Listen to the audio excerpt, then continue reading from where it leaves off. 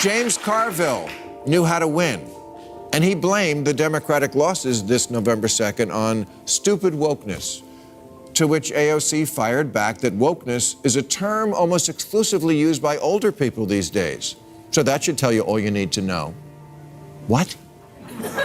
This is a term folks like you brought out very recently and had been proudly displaying at every march since. Just last year, The Guardian declared woke the word of our era. I guess they didn't get the memo from the Mean Girls Club. We don't use that emoji anymore. Woke, please. We say fetch now. That was Bill Maher going after AOC for rejecting the existence of wokeism and acting in ways he sees as harmful to America. You might think that after losing the elections, the DNC would finally recalibrate and move closer to the center, but no. Its top figures, especially AOC, appear intent on pursuing wokeism to the bitter end. That said, I would love to have AOC on this show. There's so much to admire there. I was one of her first supporters for the Green New Deal idea. But that will probably never happen because Democrats don't go anywhere these days where they're not pre-adored. And that's my last bit of advice to them. Go where the amen corner is. Do Fox News. Be brave. Come here. Go everywhere. Winning is about expanding the electorate. And Maher isn't backing down for even a moment.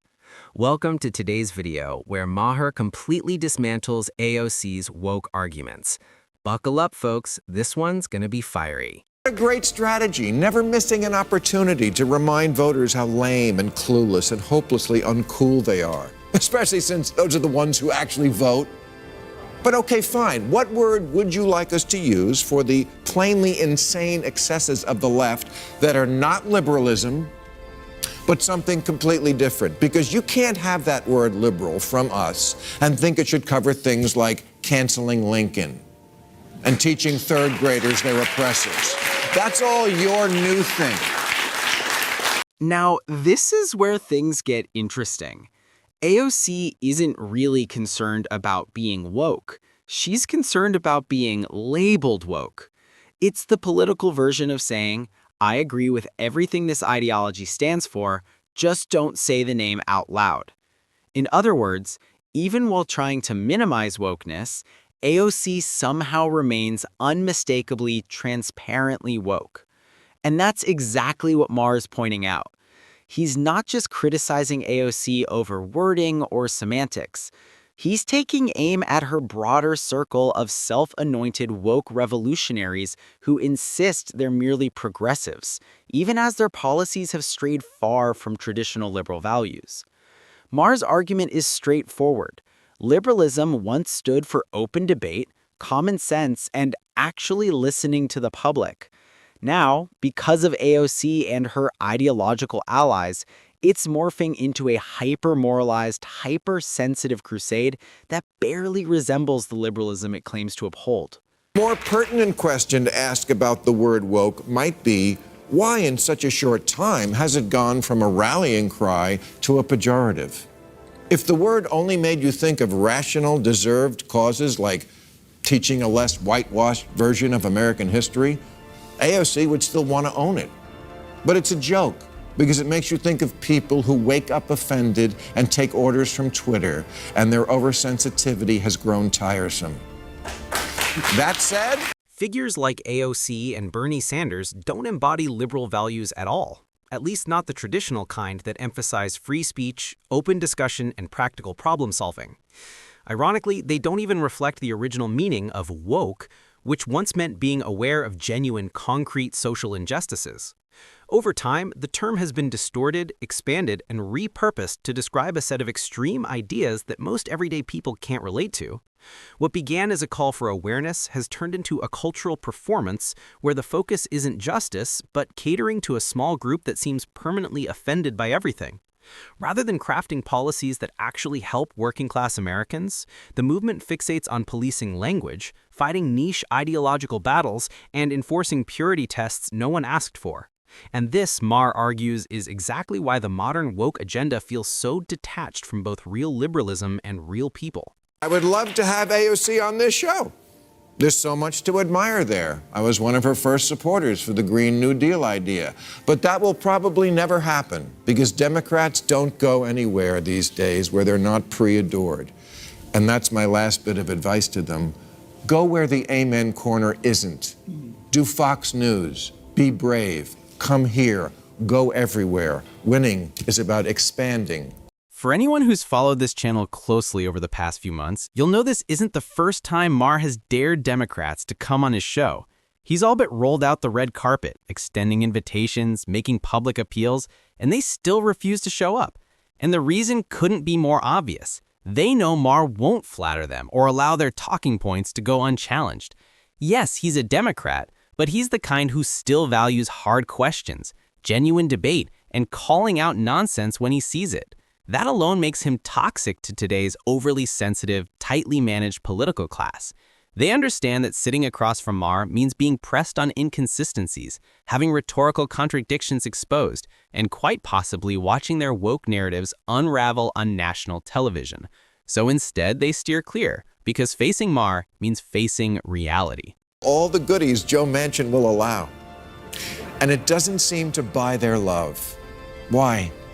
Why is the party that supports so many issues that benefit the middle class still considered out of touch by 62% of Americans? In plain English, nobody likes a snob. Hillary Clinton didn't have anyone on rural research or outreach when she ran in 2016 until the race tightened just before the election. Then they hired one. And where was his office? Brooklyn. True story. Politics is local, not locally sourced. It's not artisan. It's art and Stan. The DNC today appears far more focused on political theater than on tackling the issues that actually keep everyday Americans awake at night. Rather than addressing the concerns of the average voter, they devote their energy to appeasing the loudest voices on the far left, voices that don't necessarily reflect the core of their own base. Maher has tried to remind them of a basic political reality. Politics isn't meant to be performative or ideologically sourced. It's local. It's about showing up for the people who elected you, listening to their concerns, and fixing the real bread and butter problems that affect their lives. Yet, this idea seems to fly right over the heads of figures like AOC, who appear far more invested in ideological skirmishes than in practical governance. Maher's frustration is straightforward. If Democrats want to regain trust, they need less performance art and more problem solving. Right now, they're getting that balance completely wrong. Your microaggression culture doesn't play in the Rust Belt. If a staffer hands you a speech that says menstruating people instead of women, don't say that. Say women.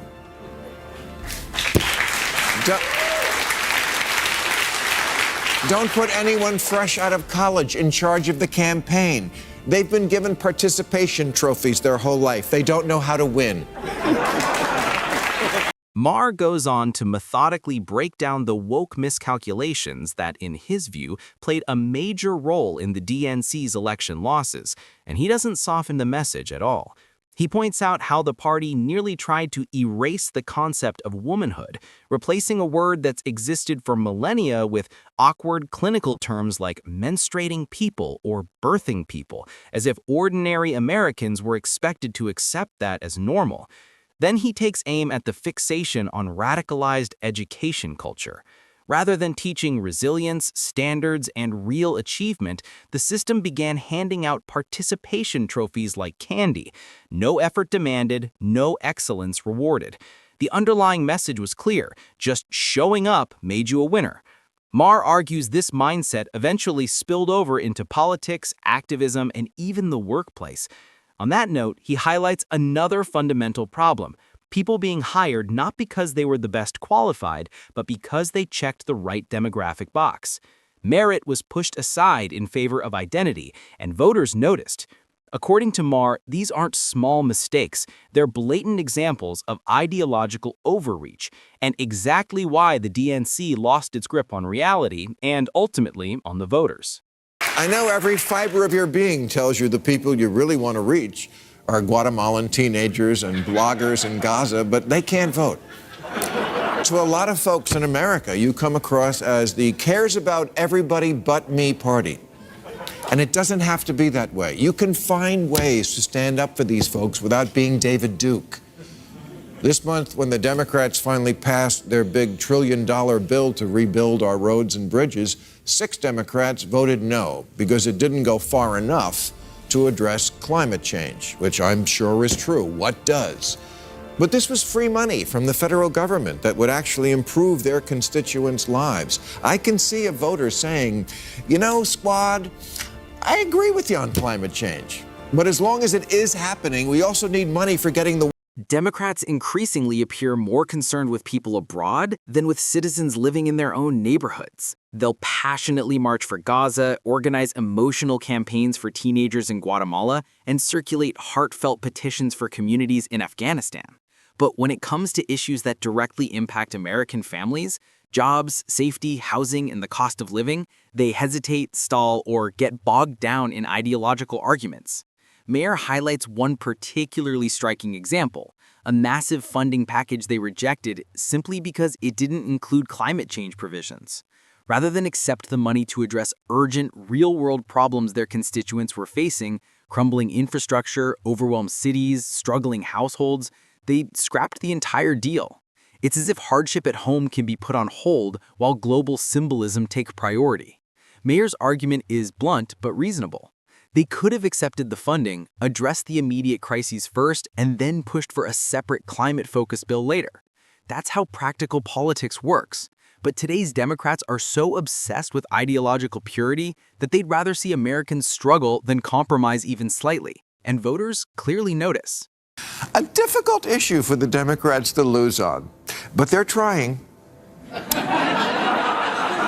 For decades, liberals have said if only men could get pregnant, this wouldn't even be an issue. And abortion rights are women's rights. Well, that's wrong now. Or as the kids say, hold up.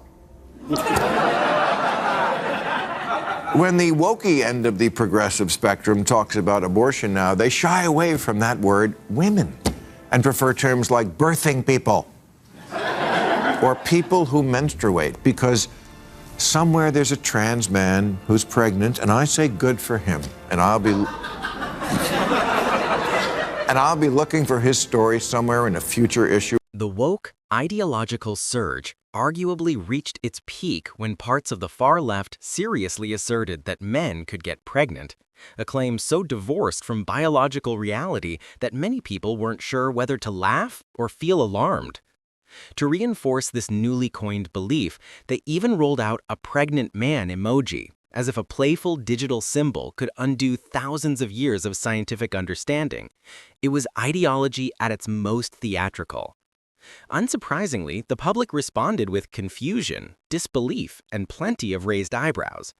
People questioned the logic, voiced common sense concerns, and pointed out how far the discussion had strayed from reality. But instead of engaging or explaining, the far left reacted with indignation.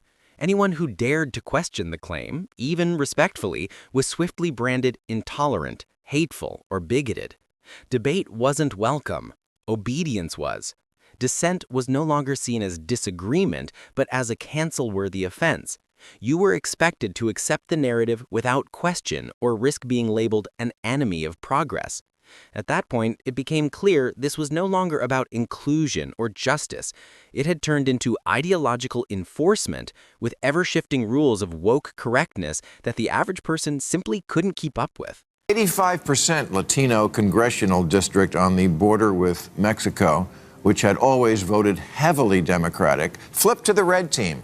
And the campaign manager for the losing Democrat said, "We gave up a reliably Democratic congressional seat for no reason at all. We deserve to know why."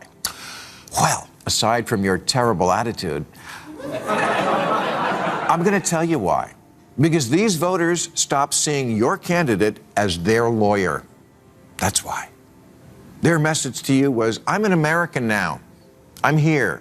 Be my lawyer, not the lawyer for the migrants showing up. At the end of the day, Maher's takedown isn't really just about AOC, woke buzzwords, or over-the-top ideological theatrics. It's about a Democratic Party that's drifted so deeply into performance politics that it's lost sight of the very people it claims to represent. From redefining basic biology to celebrating participation trophies, from prioritizing global symbolism over suffering at home to rejecting vital funding because it didn't perfectly fit a climate narrative, the far left has built a political culture that feels foreign to ordinary Americans. Maher's message is painfully straightforward. When a party prioritizes pleasing fringe activists over fixing real-world problems, voters will leave. And they did. The DNC didn't lose because Americans suddenly became heartless or uninformed. They lost because they ignored reality, shut down dissent, and treated common sense as a liability. If Democrats want to rebuild trust, they have to stop policing language, stop indulging ideological extremes, and start reconnecting with the issues that affect everyday people. Until that happens, voices like Maher will keep calling them out, and voters will keep delivering the same verdict at the ballot box. And that wraps up today's video. If you enjoyed it, hit the like button and subscribe for more content like this.